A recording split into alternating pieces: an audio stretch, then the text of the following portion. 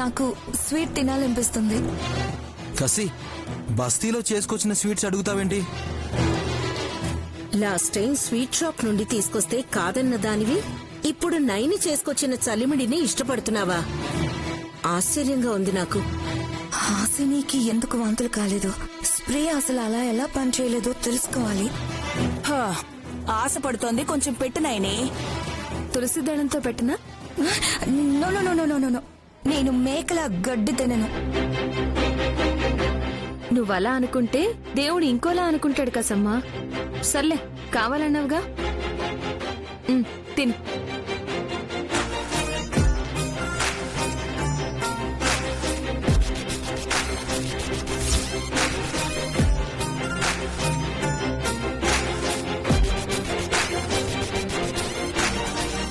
అనుకుంటాం గాని కందగడ్డ సితారకి ఆకలి తక్కువగా ఏం లేదు. అంత రుచిగా ఉందా కసి? అలా తినేస్తున్నావు?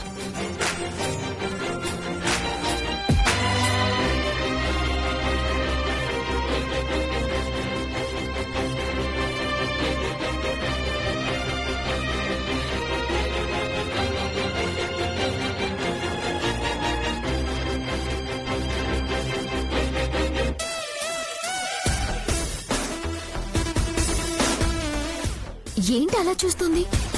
కరుస్తుందా ఏంటి? What happen? కసి,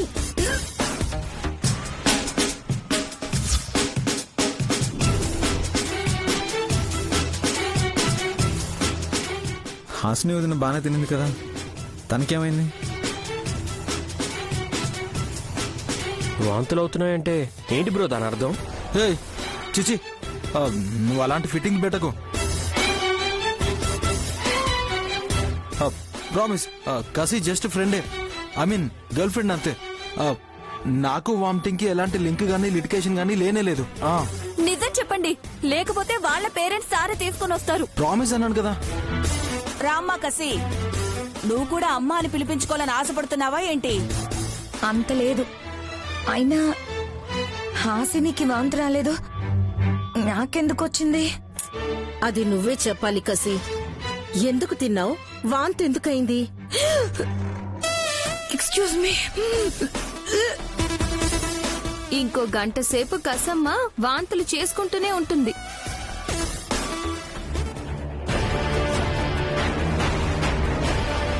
ఎందుకు నైని, ఏదైనా ప్రాబ్లమా? పవిత్రమైన ఈ తులసి దళాన్ని మేకలు తిన్నట్టు ఆకులు నేను తినను అని బడాయిపోయినందుకు భగవంతుడు తనకి వేసిన శిక్ష బాబు గారు. కడుపులో కుళ్ళంతా పోనివ్వండి. అవునవును, స్వీట్ టేస్ట్ చేసి వంకలు పెట్టబోయింది. ఇప్పుడు వాష్రూమ్ లో వంకర్లు తిరుగుతుంది. చిట్టి చెల్లి, నువ్వు వాయినాలు ఇచ్చేస్తే బాగుంటుంది కదా. 5 ముత్తైదులకి ఇమ్మంది అక్క. కడుపుతో ఉన్న నైని హాసనులకి ఎందుకులే, మీ అత్తయ్యకి వచ్చిన ముత్తైదువులకి ఇవ్వు. నాకు అవసరం లేదు. వెంట వచ్చిన వాళ్ళు 5 ఉన్నారు, లెక్క సరిపోతుంది. ఇచ్చేసేయ్ సుమనా. అలాగే అత్తయ్య గారు. బాబు గారు, చేయి కడుకుని వస్తాను.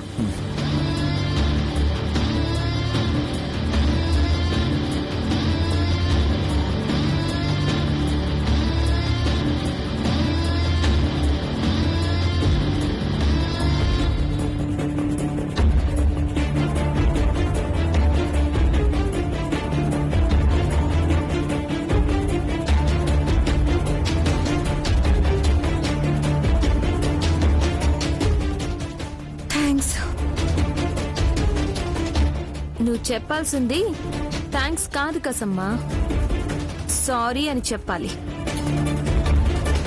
సారీయా? నేనెందుకు చెప్పాలి? నువ్వు చేసిన పిచ్చి పనికి నీకే ఇబ్బంది అయింది.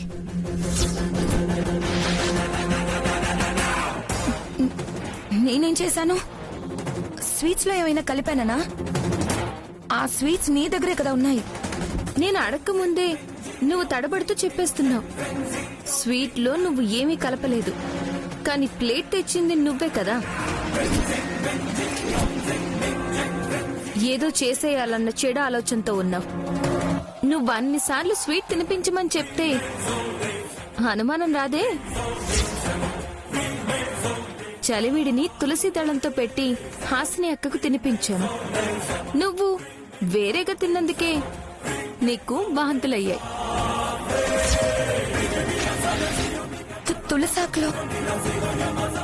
తులసాకులో ఏముంది మ్యాజిక్?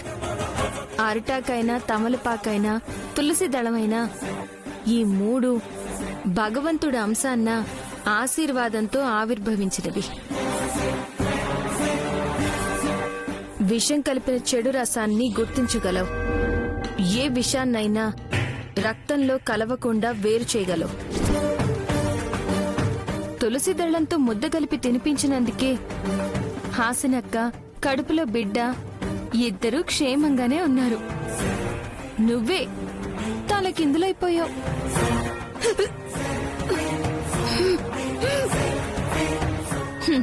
వెంటనే వెళ్లి లెంపలేసుకుని 2 తులసి దళాలు నములు. అమ్మవారి దయతో ఆరోగ్యంగా ఉంటావు. లేదంటే ఆస్పత్రి పాలవుతావు. ఇప్పుడు నేను వెళ్లి తులసాకులు తింటే అందరూ నవ్వుతారు. నీకెంత సిగ్గుందంటే నాకు నమ్మబుద్ధి కావట్లేదు. అందరి ముందు వెళ్ళడానికి నామోషిగా ఉంటే నేనిస్తాను.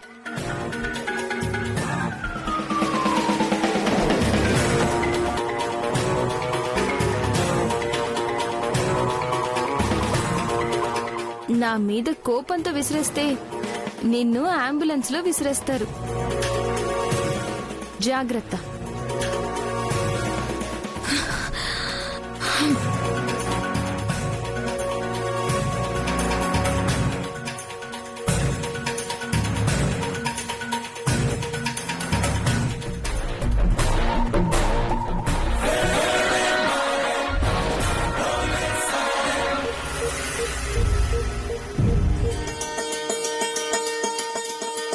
ముత్తైదువుల ఆశీర్వాదంతో నా చెల్లెలు కూడా త్వరలోనే నీళ్ళేసుకోవాలి.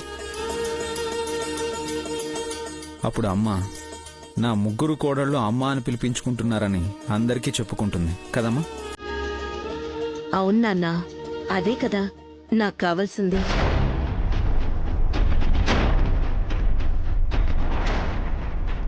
కానీ అలా జరగకూడదు. సుమన నాయన తప్పితే నైని వదనికి ప్రాబ్లం అవుతుంది. అమ్మా వెళ్ళొస్తాం. మంచిది నాన్న. నైని పదండి.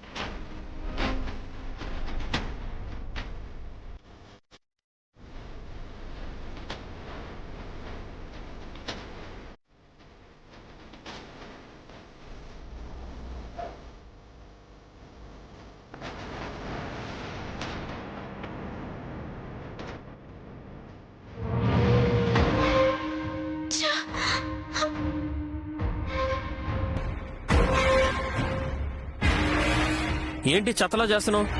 చెత్త ఆలోచనలు ఏమైనా చేస్తున్నావా? మొన్న నైనక్క, నిన్న హాసినక్క, ఈ రోజేమో అక్కాసి వాంతి చేసుకున్నారు. మా వదిళ్ళు వాంతి చేసుకున్నారంటే దానికి లెక్క ఉంది. కసి వాంతికి ఏమైనా సంబంధం ఉందా? ఇల్లీగల్ గా కూడా లేదని వల్లబాబురో ప్రామిస్ అన్నాడు, విన్నావు కదా? అదంతా నాకు అనవసరం. నేనెప్పుడు అలా చేసుకుంటాను చెప్పండి? నీకు వెర్రితో కూడిన అజ్ఞానం కూడా ఉందనుకుంటా.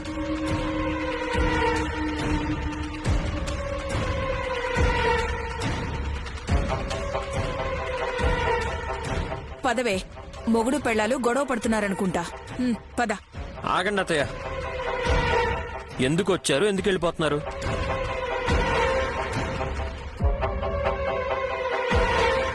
నైని సారులో పెట్టిన శారీని కట్టుకొచ్చిందయ్యా మీ వదిన. అది చూపిద్దామనే వచ్చింది పిచ్చి బుజ్జమ్మ. వాళ్ళ మొగుడికి చూపించుకోమనండి. ఇక్కడికి ఎందుకు రావడం? ఇవే మరి ఎక్స్ట్రాలంటే. పాపం వదిన సంతోషంగా చీర కట్టుకొచ్చినా కూడా తట్టుకోలేవేంటే నువ్వు? ఇంకా పురిటి నొప్పులేం తట్టుకుంటావు? ఏంటి విక్రాంత్, సుమన కూడా అంత సీన్ లేదు వదిన. ఆ సీన్ కూడా రాదు. అలా అనకు విక్రాంత్. పొరపాటున తదాస్తు దేవతలు అలాగే అన్నారనుకో, ఆశలు పెంచుకునే పొట్ట అట్టగట్టుకొని పోతుంది. అదృష్టం కాలెత్తి తన్నిందనుకో సుమన కాలు జారడం ఎంతసేపే. ఇలాంటి మొండి మొగుడుంటే కాలు బెనకదు కూడా. నువ్వెలా ఉంటే నేను అలాగే ఉంటాను. ఎక్స్క్యూజ్ మీ, మీరు తర్వాత తిట్టుకుందరులే గాని ముందు ఈ చీరలో నేనెలా ఉన్నానో చెప్పేయండి, నేను మురిసిపోతాను. మెరిసిపోతున్నావు వదినా. Thank you Vikrant. ఏం బాలేదు. ఏం బాలేదు? అంచా కలరా ఏంటో చెప్పు. చీరనే బాలేదు, హాసినక్కకి నప్పలేదు. నిజంగానా? నాకు బాగుందనిపించింది. మీ అక్క తెచ్చినా బాలేదా? నైని వదిన తెచ్చింది కాబట్టే బాలేదంటుంది.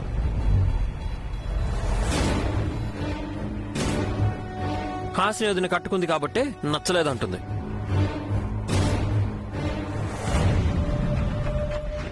ఇలాంటి వాళ్ళు ఎన్ని పూజలు చేసినా వ్యర్థమే, మిగిలేది తీర్థమే. నో ఫలితం. ఇలా శాపనార్థాలు పెడితే నేను ఏడ్చేస్తాను చెప్తున్నా.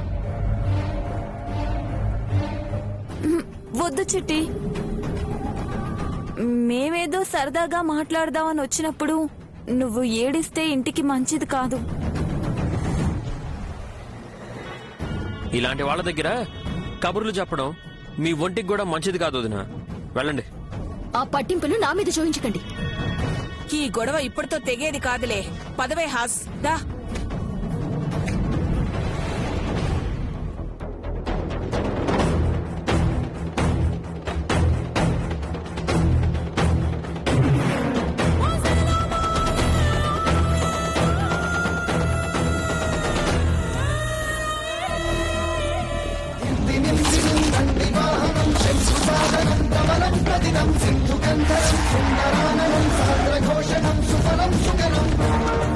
నైని, బయట గాలి ఎక్కువగా వీస్తుంది.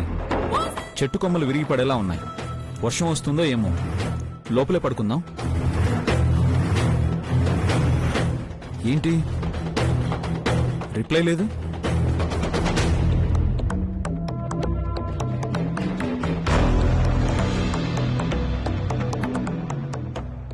ఏం ఆలోచిస్తున్నావు? ఓయ్ నైని, ఆను. ఎందుకు శివ? మీ ఆవిడ నోట్లో ఏమైనా బెల్లం పెట్టుకుందేమో చూద్దామని అడిగితే ఆన్సర్ ఇవ్వదే. ఇలాంటప్పుడు నేనేం చేస్తానో తెలుసా శివ? పూరెల్లా ఉండే ఈ బుగ్గల మీద నూనెవేళ్లతో నిమురుతాను. కాసేపు కూడా కుదురుగా ఉండరు మీరిద్దరు. నన్ను ఇన్వాల్వ్ చేయకమ్మా, నేనేం చేయలేదు. మీ ఆయనే నువ్వు మెత్తగా ఉన్నావని బుగ్గల మీద అద్దుతున్నాడు. ఏంటి చెప్పండి బాబుగారు. అడిగింది నేను, చెప్పాల్సింది నువ్వు. ఏదైనా ప్రాబ్లమా? మీ పుట్టింటికి వెళ్ళొచ్చారు కదా బుల్లబ్బాయ్, అక్కడ జరిగిన రచ్చ వల్ల ఈ మునమ్మ మౌనం వహించిందనుకుంటా. వాళ్ళ గురించి నీకు తెలిసిందే కదా నాయని. ఇంకా అలవాటు పడలేదు నువ్వు? నేను ఆ ఇంటి గురించి ఆలోచించట్లేదు, మన ఇంటి గురించి ఆలోచిస్తున్నాను. ఎన్నాళ్ళని మనం ఇలాగే ఉంటాం చెప్పండి? తెల్లారేలోపు ఎదిగిపోవడానికి ఇదేం సినిమా కాదు. వరాలివ్వడానికి విశాలక్షమ్మ వారు రాదు. నువ్వు ఉండు శివ. నైని, నువ్వు ప్రెగ్నెంట్ అయినా నీకు సరైన పౌష్టికాహారం ఇవ్వలేని స్థితిలో నేనున్నాను. బెల్లం తింటే బలమని, అల్లం తింటే వాంతులు రావని నీకు నువ్వే అడ్జస్ట్ అవుతూ ఏ లోటు లేనట్టు మేనేజ్ చేస్తున్నావు గాని, నిజానికి ఇలాంటప్పుడు నేను నిన్ను ఎంత బాగా చూసుకోవాలి? 4 రోజుల్లో వచ్చే జీతంతోనే 4-5 రకాలు తీసుకురాగలను. అప్పటి వరకు నిన్ను రాజీ పడమని చెప్పే నిరుపేద రాజును నేను. మీకెవరు చెప్పారు బాబుగారు నాకు తినడానికి లేదని, మీరు సరిగ్గా చూసుకోవట్లేదని? ఏ శివ, నువ్వా? నా మొహం చూసైనా సరే నీకెలా అడుగుబుద్దయింది నైని? మరి ఎప్పుడు లేనిది మా ఆయన ఎందుకిలా తక్కువ చేసుకుని మాట్లాడుతున్నారు? నేను నా తల నేలకేసి బాదుకోవాలి. మొగుడు పిల్లలిద్దరూ బానే ఉంటారు, మీకు మీరే అనేసుకొని నన్నంటారెందుకు? ఏ ఆగు శివ, నిన్నెవరూ ఏమీ అనలేదు. ఎందుకనలేదు? నువ్వు అలా మాట్లాడడానికి కారణం నేనే అని అంటుంది కదా మీ శ్రీమతి. ఆవిడ గారి మదిలో ఇంకేదో గిర్రున తిరుగుతూ ఉండాలి. తోకచుక్కల అలా వచ్చి ఇలా వెళ్ళిపోయే కోపంలో 2 మాటలు అనేస్తుంది. నాకన్నా ముందు పరిచయం అయిన వాడివి, సర్దుకుపోవాలి కదా నువ్వు. హలో పిల్లపాయ్, నువ్వంటే మొగుడివి. పెళ్ళం ఏమైనా అన్నా కాంప్రమైజ్ అవుతావు. నైనే నాకేమవుతుందని. అబు చాలే బడాయ్, ఆలకలు ఎక్కువయ్యాయి ఈ మధ్య. మొన్న అమ్మ వచ్చినప్పుడు కూడా లేవు. శ్యామలత్త కూతుర్ని చూడ్డానికి వచ్చింది గాని నన్ను చూడ్డానికి వచ్చిందా? శివగాడు ఎలా ఏడ్చాడని ఒక్క మాటైనా అడిగిందా? లేదు. అందుకే నేను ఇంటి వైపు రాలేదు. Okay, I understand. ముందు నైని ఎందుకు దీర్ఘాలోచనలో ఉందో తెలుసుకోవాలి కదా. త్వరగా చెప్పు నైని, నిద్ర వస్తుంది, పడుకోవాలి. ఏం లేదు, నిండుకున్న చందమామ నిండుగా ఎప్పుడు కనిపిస్తాడా అని ఆలోచిస్తున్నాను. నాకు అర్థం కాలేదు. నేను క్యాచ్ చేసా. శివ, నువ్వైనా స్పష్టంగా చెప్పు. నిండుకోవడం అంటే అమావాస్యకు గల్లంతైన చందమామ మళ్ళీ నిండుగా కనిపించేది ఎప్పుడు? పౌర్ణమి రోజు. కరెక్ట్. వచ్చే ఏరువాక పౌర్ణమి రోజు కనిపించే పున్నమి చంద్రుడిని చూడాలని తప్పించిపోతుంది. నిండు చంద్రుణ్ణి చూడాలని కోరికగా ఉందా నైని? అవసరం ఉంది బాబుగారు. మీ మొలతాడుకుండే తాయెత్తుకి, నా చేతిలో ఉండే ఈ 10 పైసలకి ఆ రోజు పనుంది. నాకు అర్థం కాలేదు. నాకు అర్థమైంది. ఏంటంట? ఇప్పటి వరకు ఎవరికి అర్థం కానిదే అర్థం అవ్వాలంటే అర్ధచంద్రుడు పూర్తిగా రూపాంతరం చెందాలి.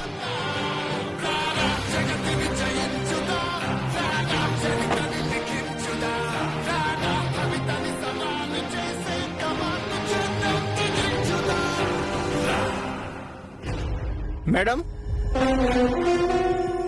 ఏంటి బాబు, కొత్త క్యారెక్టరా? ఈ ఇంట్లో ప్లేస్ ఉందని చెప్పారా? ఈ స్కెడ్యూల్ కేనా? Post madam. ఓ, ఇక్కడ ఏ పోస్ట్ లో ఉండాలన్నది కూడా డిసైడ్ చేశారా? వదినా, అతను post man.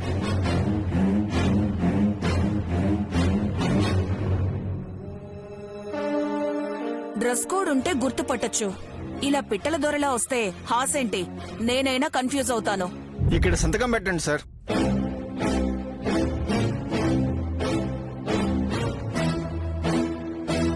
Thank you sir. ఉత్తరమా? ఎక్కడి నుంచి వచ్చింది? అందాల పోటీలు ఉన్నాయంట, వెళ్తావా? అడ్రస్ చెప్పల్లుడు, నా అదృష్టాన్ని పరీక్షించుకుంటాను. ముందు రక్త పరీక్ష చేయించుకో దురద పిన్ని. వై? ఎన్ని రోగాలున్నాయో తెలుస్తుంది. ఈ వయసులో మీకు అందాల పోటీలో అవసరమా? నాకేం వయసు అయిపోయిందనే? అబ్బా, మీరు ఆపుతారా?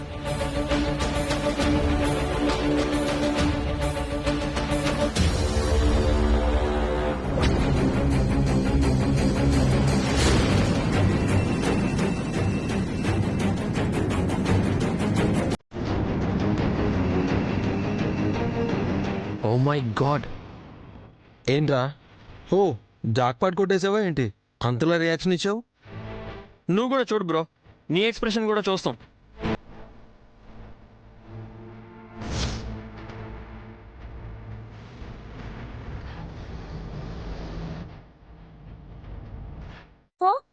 మా వారు కూడా బిత్తరు పోయారంటే నాన్ బెయిలబుల్ వారెంట్ ఏమైనా వచ్చిందా? గుడ్ న్యూస్, త్వరగా చెప్పండి. ఏయ్, అదెలా గుడ్ న్యూస్ అవుతుందే? ఏముంది అందులో? పాపం బ్రో చెప్పడానికి కాస్త మొహమాట పడుతున్నట్టున్నాడు.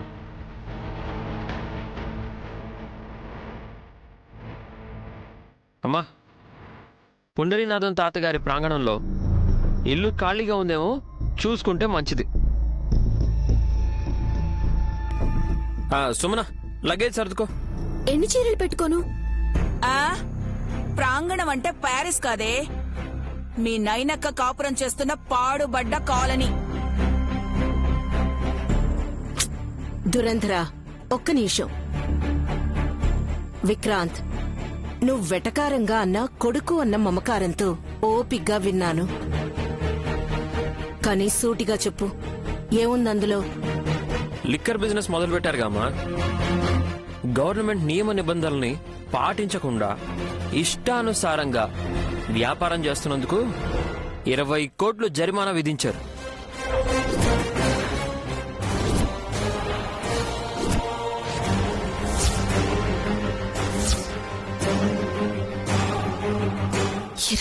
కోట్ల 20 కోట్ల ఉత్త పుణ్యానికి 20 కోట్లు కట్టాలా? కట్టాలి మరి. ఈ కసబిసని నమ్ముకొని ప్రారంభించారు కదా మందు ప్రాజెక్టు.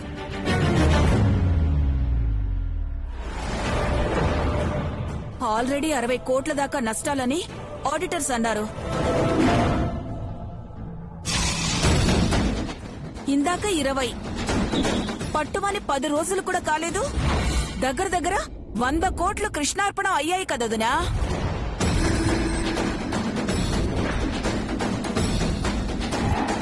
కప్పలా చూడడం కాదు, సంజయ్ శివు. ఏ బిజినెస్ అయినా లాభ నష్టాలు రావడం కామన్. లాభాలు మాత్రమే వస్తాయని చెప్పావు కదా డియర్.